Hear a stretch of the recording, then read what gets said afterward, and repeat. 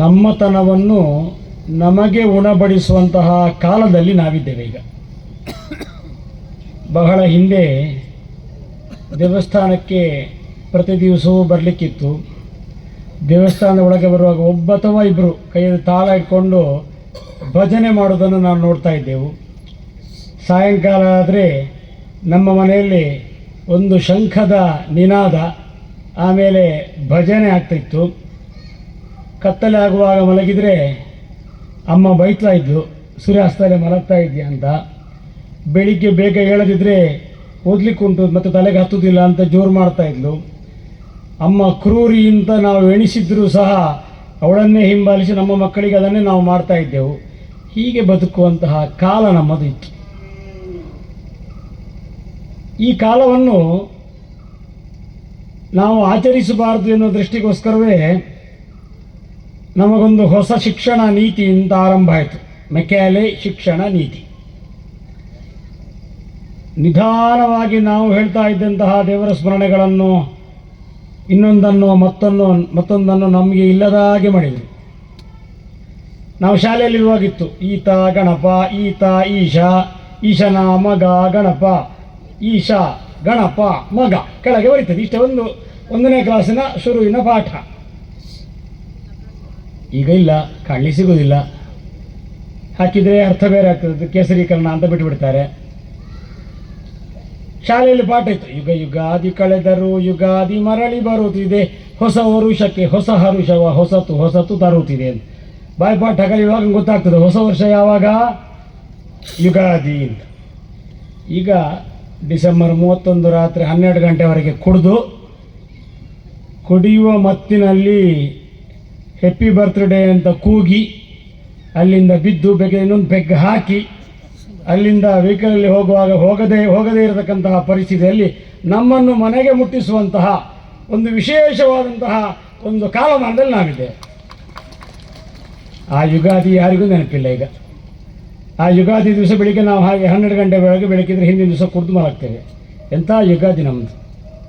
ಹಿಂದಿನ ದಿವಸ ದೇವರಿಗೆ ವಿಶೇಷವಾಗಿ ಕೈ ಮುಗಿದು ಒಂದು ಅಕ್ಕಿ, ಅದರಲ್ಲೊಂದು ತೆಂಗಿನಕಾಯಿ, ಒಂದು ದರ್ಪಣ ಹೇಳಿದರೆ ಕನ್ನಡಿ, ಅದರೊಟ್ಟಿಗೆ ನಾವೇ ಹಾಕುವಂತಹ ಒಂದು ಆಭರಣ, ಹೂವು, ಹಿಂಗಾರ, ಫಲವಸ್ತುಗಳು ಎಲ್ಲ ಇಟ್ಟು ಒಂದು ಪಂಚಾಂಗವನ್ನು ಅದಕ್ಕೆ ಜೋಡಿಸಿಟ್ಟು ಇಟ್ಟು ಮಲಗ್ತೇವೆ. ಮನೆಯ ಅಮ್ಮ ಬೆಳಿಗ್ಗೆ ಹೇಳ್ತಾಳೆ, ಮೊದಲು ಕಣ್ಣು ಮುಚ್ಚಿಕೊಂಡು ಬಂದು ಅಲ್ಲಿ ನೋಡ್ತಾಳೆ, ಮಕ್ಕಳನ್ನು ಸೂರ್ಯೋದಯಕ್ಕಿಂತ ಮೊದಲು ಎಬ್ಬಿಸ್ತಾಳೆ, ಕಣ್ಣು ಬಿಡಬೇಡ ಅಂತ ಹೇಳ್ತಾಳೆ, ಕರ್ಕೊಂಡೋಗಿ ದೇವರಿಗೆ ನಮಸ್ಕಾರ ಮಾಡು ಹೇಳ್ತಾರೆ. ಮಾಡಿದ್ಮೇಲೆ ಕಣ್ಣು ಬಿಡು ಹೇಳ್ತಾರೆ. ಅದರಲ್ಲಿ ಕನ್ನಡಿಯಲ್ಲಿ ಅವಳನ್ನು ನೋಡ್ತಾಳೆ. ಅವಳು ದೇವರ ಬಿಂಬ, ನೀನು ಪ್ರತಿಬಿಂಬ ನೋಡ್ಕೋ ಅಂತ ಅದರ ಅರ್ಥ. ಹೀಗೆಲ್ಲಿ ಉಂಟು new year, happy new year. ನಾನು ಮೊನ್ನೆ ಹೇಳಿದೆ, ನಾನು ಯುಗಾದಿಯನ್ನು ಹೊಸ ವರ್ಷವಾಗಿ ಆಚರಿಸುತ್ತೇನೆ ಅಂತ ನಾನು ಸ್ಟೇಟಸ್ ಹಾಕಿದೆ. ಒಬ್ಬ ಸ್ಟೇಟಸ್ಗೆ ಹೀಗೆ ಮಾಡಿದ, ಹ್ಯಾಪಿ ನ್ಯೂ ಇಯರ್ ಹಾಕಿದ. ಯಾಕೆ ಆ ಸ್ಟೇಟಸ್ಗೆ ಹೀಗೆ ಹಾಕಿದ್ದು ನಂಗೆ ಗೊತ್ತಿಲ್ಲ. ದೇವಸ್ಥಾನದಲ್ಲಿ ವರ್ಷಂಪ್ರತಿ ನಾವು ಮಾಡೋದು ಭಜನಾ ಸಪ್ತಾಹ ಹೇಳಿದೆ. ಮತ್ತೆ 365 ದಿವಸದಲ್ಲಿ 7 ದಿವಸ ಹೋಯಿತು. ಮತ್ತೆ ಉಳಿದ 358 ದಿವಸ ಭಜನೆ ಹೇಳಿದರೆ ಏನು ಅಂತಲೇ ಗೊತ್ತಿಲ್ಲ.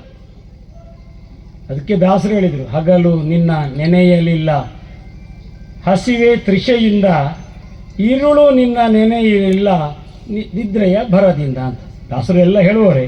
ಅವ್ರು ಹೇಳಿದ್ದು ಅವರಿಗಲ್ಲ, ಅವ್ರು ಬೆಳಿಗ್ಗೆ ಎದ್ದುಕೊಂಡು ರಾತ್ರಿ ಅದನ್ನೇ ಮಾಡಿದೆ. ಅದು ನಮಗೆ ಹೇಳಿದ್ದು ಅಂತ ನಮ್ಗೆ ಆವತ್ತು ತಲೆಗೂ ಹೋಗಲೇ ಇಲ್ಲ. ಮೆಕ್ಯಾಲೆ ಶಿಕ್ಷಣ ನೀತಿಯಲ್ಲಿ ನಾವು ಕಲಿತೇವೆ. 5ನೇ ಕ್ಲಾಸ್ ಶುರು ಆಗ್ತದೆ ಹಿಸ್ಟ್ರಿ, ಇತಿಹಾಸ. ಈಗ ಇತಿಹಾಸ ಹೇಳಿದರೆ ಯಾರಿಗೆ ಗೊತ್ತಾಗೋದಿಲ್ಲ, ಹಿಸ್ಟ್ರಿ ಹೇಳಬೇಕು. ಎಲ್ಲ English medium. Indian history, European history ಎಲ್ಲ ಹೇಳಿಕೊಡ್ತಾರೆ. 7ನೇ ಕ್ಲಾಸ್ವರೆಗೆ ಆಯಿತು. ಪರೀಕ್ಷೆಯಲ್ಲಿ ಬರೀತು, ಫೇಲ್ ಪಾಸ್. ಈಗಿಲ್ಲ, ಅದು ಮೊದಲಿತ್ತು, ಈಗ ಇಲ್ಲ. ಈಗ ಎಲ್ಲರೂ ಪಾಸೇ. 8ನೇ ಕ್ಲಾಸಿಗೆ ಬಂದರು. 8ರಿಂದ 10 ಹಿಸ್ಟ್ರಿ, ಏನು ಇಂಡಿಯನ್ ಹಿಸ್ಟ್ರಿ, ಯುರೋಪಿಯನ್ ಹಿಸ್ಟ್ರಿ ಪುನಃ ಕಲಿತು, ಮುಗೀತು.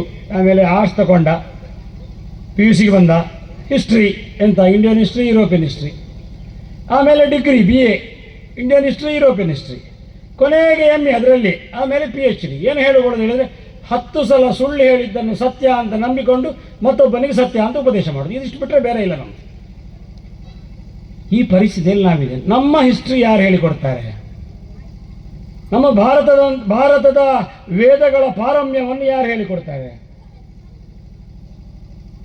1847ರಲ್ಲಿ ಹುಟ್ಟಿದ ಒಬ್ಬ 1931ರವರೆಗಿದ್ದ ಥಾಮಸ್ ಆಲ್ವಾ ಎಡಿಸನ್ ಅಂತ, ಅಮೇರಿಕದ ವಿಜ್ಞಾನಿ. ನಾವೀಗ ಲೈಟ್ ಹಾಕ್ತೇವೆ, ಆ ಲೈಟ್ ಕಂಡುಹಿಡಿದವ ಅವ. ಮತ್ತು ಬೆಳವಣಿಗೆ ಆಗಿರ್ಬೋದು, ಬೇರೆ ವಿಷಯ. ಬಲ್ಬ್ ಕಂಡುಹಿಡಿದವ ಅವ. ಫೋಟೋ ತೆಗಿತೇವೆ, ಫೋಟೋಗ್ರಫಿ ಕಂಡುಹಿಡಿದವ ಅವ. ನಾವಿಲ್ಲಿ ಧ್ವನಿವರ್ಧಕವನ್ನು ಇಟ್ಟಿದ್ದೇವೆ, ಇದನ್ನು ಕಂಡುಹಿಡಿದವ ಅವ. ಹೀಗೆ ಒಂದಷ್ಟು ಹೊಸ ಹೊಸ ವಿಚಾರಗಳನ್ನು ಕಂಡು ಲೋಕಕ್ಕೆ ಕೊಟ್ಟ. ಈ ಧ್ವನಿವರ್ಧಕವನ್ನು ಕಂಡುಹಿಡಿಯುವಾಗ ಅವನಿಗೆ ಆಸೆ ಆಯಿತು. ಅತ್ಯಂತ ಶ್ರೇಷ್ಠ ನಮ್ಮಲ್ಲಿರತಕ್ಕಂತಹ ಜ್ಞಾನಿ ಹೇಳಿದರೆ ಮ್ಯಾಕ್ಸ್ ಮುಲ್ಲರ್. ಅವನಿಗೊಂದು ಈ ರೆಕಾರ್ಡಿಂಗ್ ನಾನು ತೋರಿಸಬೇಕು ಅಂತ ಹುಡುಕೊಂಡು ಹೋದ. ಅವ ಇಂಗ್ಲೆಂಡ್ನವ. ಹುಡುಕೊಂಡು ಹೋದ.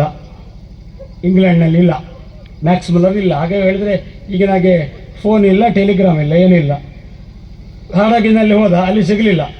ಒಬ್ಬನಿಗೆ ಹೇಳಿಕೊಡ್ಬೇಕು, ಕೇಳಿಸಬೇಕು ಅಂತ ಎಷ್ಟೆಂತ ತುಡಿತ ನೋಡಿ ಅವನಿಗೆ.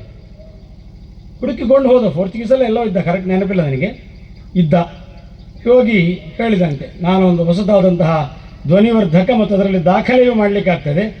ನಿಮ್ಮ ಸ್ವರವನ್ನು ಮೊದಲಾಗಿ ನಾನು ದಾಖಲೆ ಮಾಡಬೇಕು, ಅದಕ್ಕೆ ಇಟ್ಕೊಂಡು ಬಂದಿದ್ದೇನೆ ಅಂತ.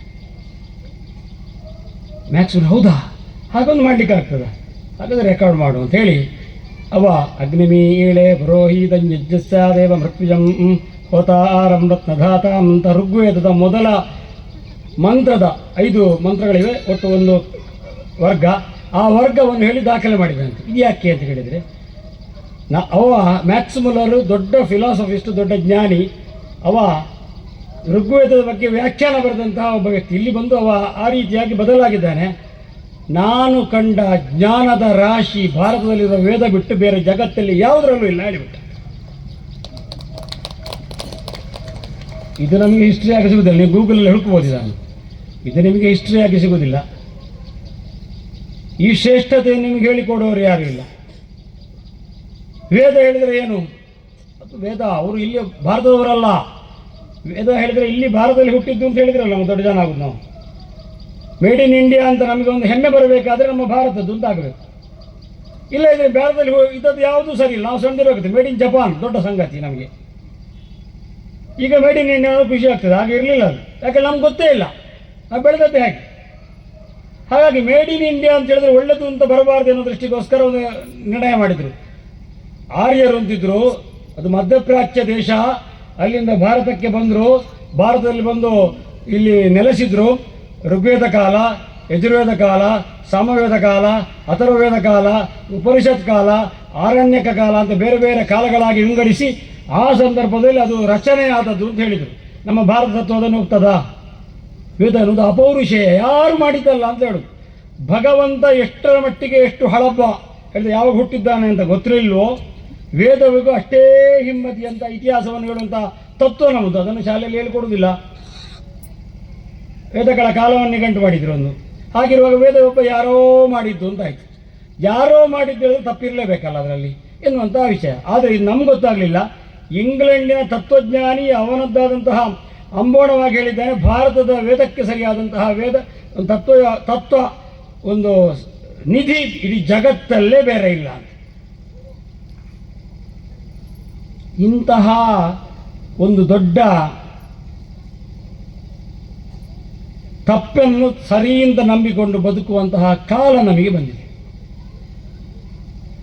ಎಲ್ಲ ನಮ್ಮ ವಿಚಾರವನ್ನು ತಪ್ಪು ಅಂತ ಹೇಳೋದು.